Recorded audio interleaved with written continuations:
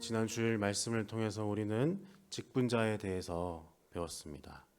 직분은 비방받아서도 안 되는 것이며 직분자를 비방해서도 안 됩니다. 그 이유는 직분이 복음의 귀한 통로이기 때문이라는 것을 우리가 배웠습니다.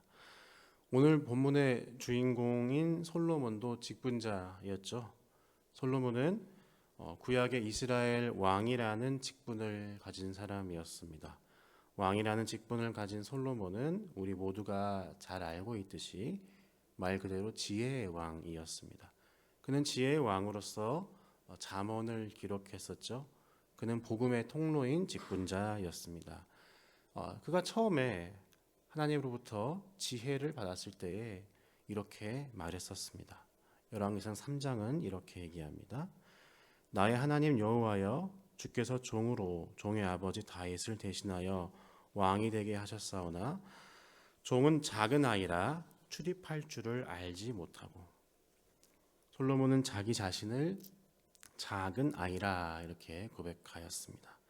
그가 왕위에 올랐을 때의 나이를 정확하게 밝히고 있지는 않지만 학자들은 아마도 14살에서 아무리 많아도 30살 전이었을 것이다 이렇게 추정하고 있습니다.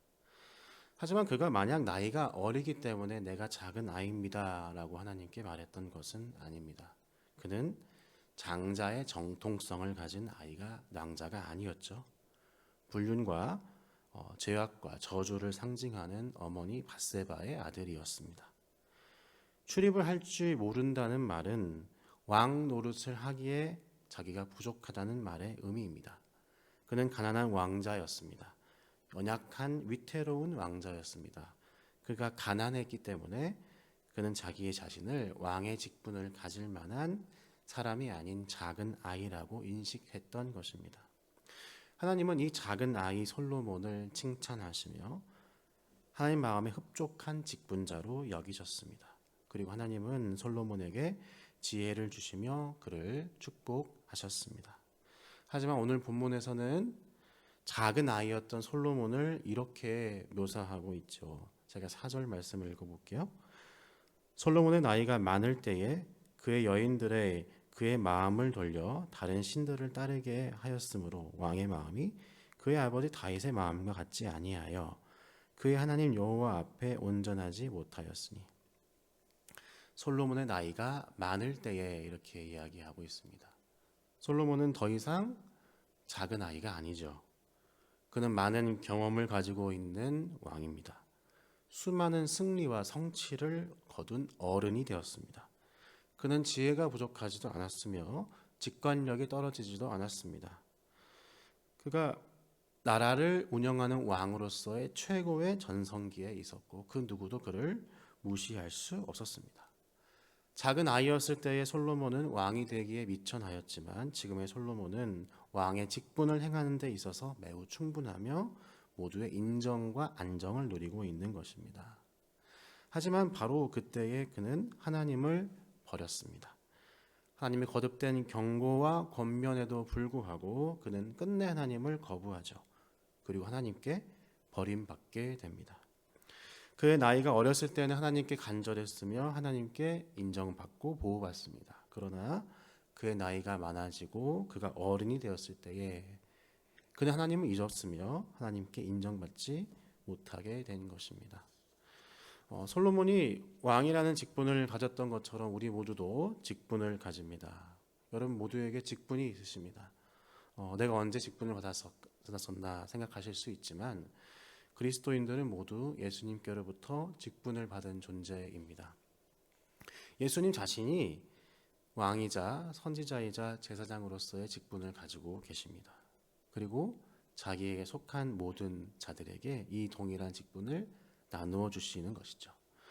우리 모두는 이 세상의 왕이자 선지자이자 제사장으로서의 직분을 가지고 이 직분을 통해서 직장에서나 가정에서나 교회에서나 사회에서나 복음의 통로의 역할을 하고 있는 것입니다. 우리는 이 일을 위해서 부름받았습니다. 하지만 작은 아이였던 솔로몬에서 나이 많은 어른인 솔로몬으로 옮겨갈수록 직분에 대한 초점과 직분에 대한 초심을 잃어버렸던 것처럼 우리도 그런 모습들이 있는 것 같습니다. 우리가 나이를 먹어가기 때문입니다. 나이를 먹는다는 것은 어떻습니까? 나이를 먹는다는 것은 기본적으로 좋은 일 같습니다. 여러분 동의하시는지 모르겠습니다. 나이를 먹을수록 얻게 되는 것은, 가장 좋은 것은 여유인 것 같습니다. 세상을 경험해보고 내가 직접적으로 경험한 것은 아니다 하더라도 주변 사람들의 여러 체험들을 통해서 세상의 여러 가지 사건들을 바라보고 깨닫게 됩니다. 그래서 엄청나게 큰 일들이 다가왔을 때, 예전에는 정말 죽을 것 같고 어찌할 줄 모르고 황당하고 놀라 떨다 하더라도 이제는 침착할 수 있고 그 안에서 지혜를 만들어낼 수 있게 되죠. 게다가 어떤 일에서도 하나님께서 지켜주시고 건져주셨다는 사실을 기억하기 때문에 여유가 생겨나는 것 같습니다. 이미 경험해 본 일이고 이미 알았던 일이 됩니다. 어떻게 해 나가야 될지를 생각하게 되는 것이죠. 그러나 그런 여유가 생겨날수록 위험해지기도 하는 것 같습니다. 내가 경험하고 내가 깨달은 것에 머무르게 되고 고집이 생겨나고 새로운 것을 받아들이지 못하게 되는 것이죠. 어떤 문제가 생겨났을 때 그것을 스스로의 경험과 지혜로서 해결하려고 하지, 작은 아이였을 때와 마찬가지로 하나님 앞에 나와 지혜를 묻지 않게 되는 것 같습니다. 본문에서 솔로몬은 그의 수많은 아내들을 소개하고 있습니다. 그는 그 많은 아내들을 사랑했다고 얘기합니다. 그런데 남성이 많은 여성들을 동시에 사랑하는 것이 가능할까요? 이 아내들은, 수많은 아내들은 솔로몬 자신이 살아왔던 시간과 승리를 의미합니다. 솔로몬은 사실상 자기 아내를 사랑했다기보다는, 그 여성들을 사랑했다기보다는 자기의 승리와 경험에 도취되어 있었던 것이죠. 그것을 상징하는 그 여자들을 바라보며 자기의 영광을 보고 있었고 그것에 만족하고 있었던 것입니다.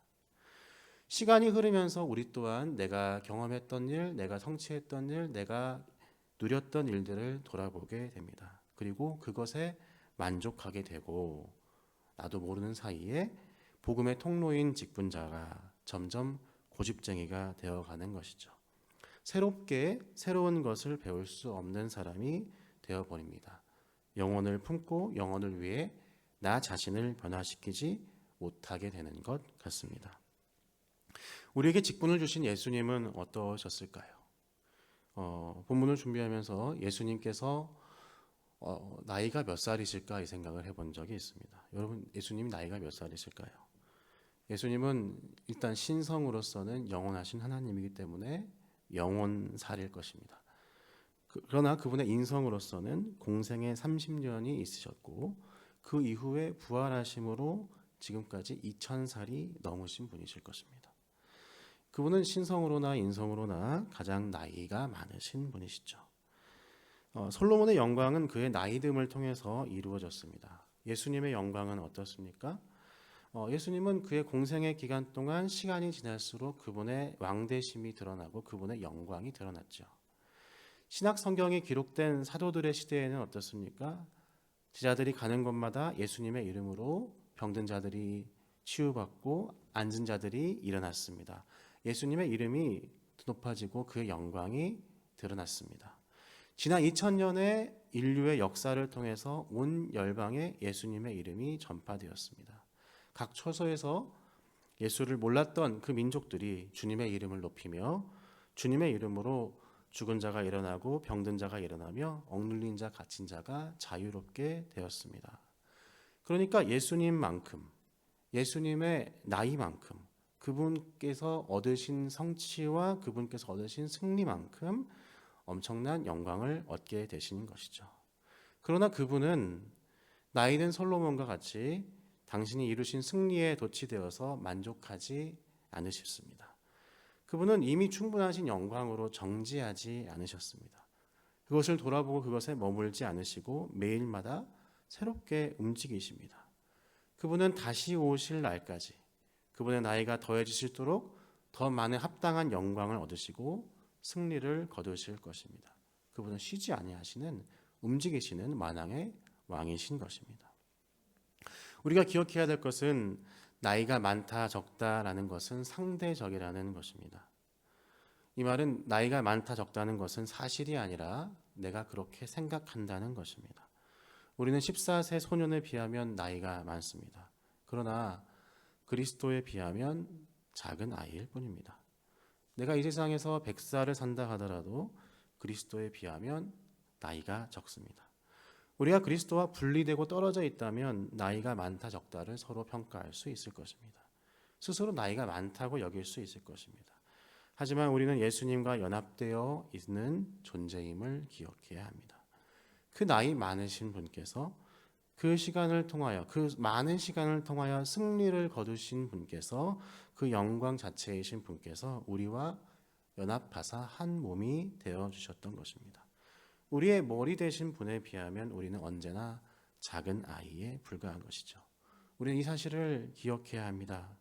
내가 아무리 이 세상에서 나이가 많아지고 경험이 많아지고 내가 얻은 성취가 많아진다고 하더라도 예수님께서 이루신 경험과 승리에 비하면 아무것도 아닙니다.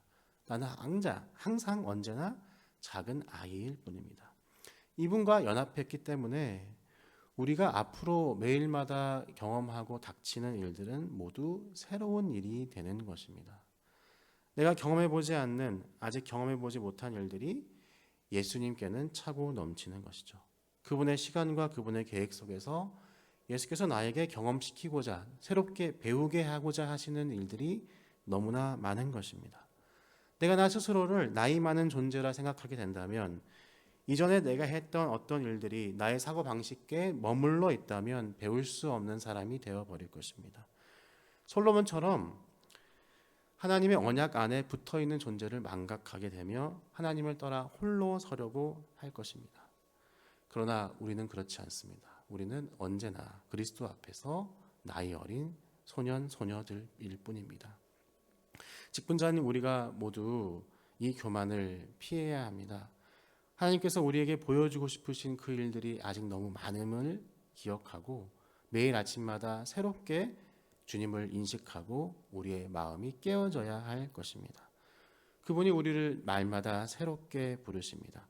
복음의 통로인 직분자로 부르십니다. 그래서 우리로 매일마다 솔로몬의 어린 시절과 같이 나는 작은 아이라 하나님이 하실 큰 일과 새로운 일에 대하여 출입을 감당할 수 없습니다. 라고 고백하길 원하시는 것입니다.